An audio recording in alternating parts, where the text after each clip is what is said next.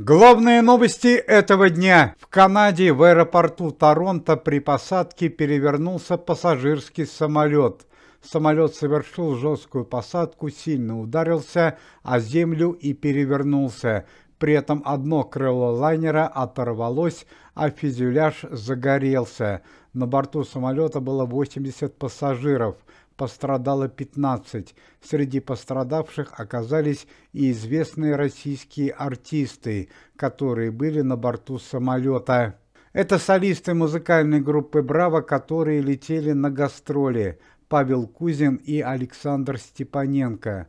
Оба артиста в тяжелом состоянии были госпитализированы. Сотрудник организации, заместитель комитета по социальной работе, известный актер Алексей Нилов выдвинул важное предложение о повышении пенсий и социальных выплат на территории Российской Федерации. Алексей Нилов предложил повысить пенсии на 19%.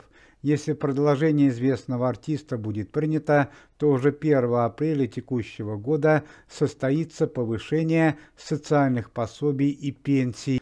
Пресс-служба комитета сообщает печальную новость о известном артисте и сотруднике организации Борисе Галкине. Сегодня утром в Татарстане, в городе Нижнекамске, было совершено нападение на известного артиста Бориса Галкина, который находился в этом городе с проверкой. ЧП произошло в тот момент, когда Борис Галкин выходил из гостиницы. Борис Галкин совершал проверку в тандеме с другим сотрудником организации, Яной Поплавской. Однако сама Яна Поплавская не пострадала, так как в момент чрезвычайного события была в другом месте. Борис Галкин был госпитализирован в тяжелом состоянии. На данный момент проверяется охрана, которая была вместе с сотрудниками комитета, по какой причине она не смогла оказать достойную защиту сотрудникам организации. Большой пожар произошел на кирпичном заводе,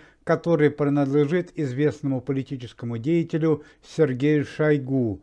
Чрезвычайное событие произошло в Башкирии, недалеко от города Стерлитамака. Чрезвычайное событие произошло уже после окончания рабочего дня, поэтому сотрудники завода не пострадали. Точная причина происшествия пока неизвестна. Следственный комитет рассматривает версию как преступные действия конкурентов по бизнесу Сергея Шойгу. Эксперты российской общественности и МЧС оценили ущерб от пожара кирпичного завода Сергея Шойгу в 13 миллионов рублей. В Италии неизвестные преступники совершили нападение на трехэтажную виллу, которая принадлежит дочери Аллы Пугачевой, известной певице Кристине Орбакайте, и ее супругу, бизнесмену Михаилу Земцову. К сожалению, чрезвычайное событие не обошлось без трагических последствий. Стало известно, что нападение на виллу было совершено с целью ограбления.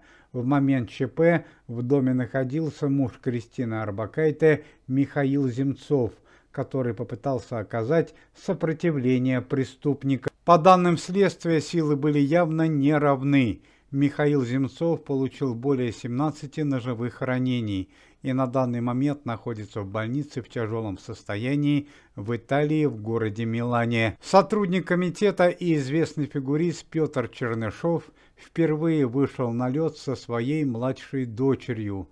Они посвятили танцевальный музыкальный номер памяти погибшей супруги, актрисы Анастасии Заворотнюк. Уважаемые зрители, если вы желаете выздоровления сотрудникам комитета и поддерживаете их деятельность, то можете поставить лайк под видео и написать поддерживающий комментарий.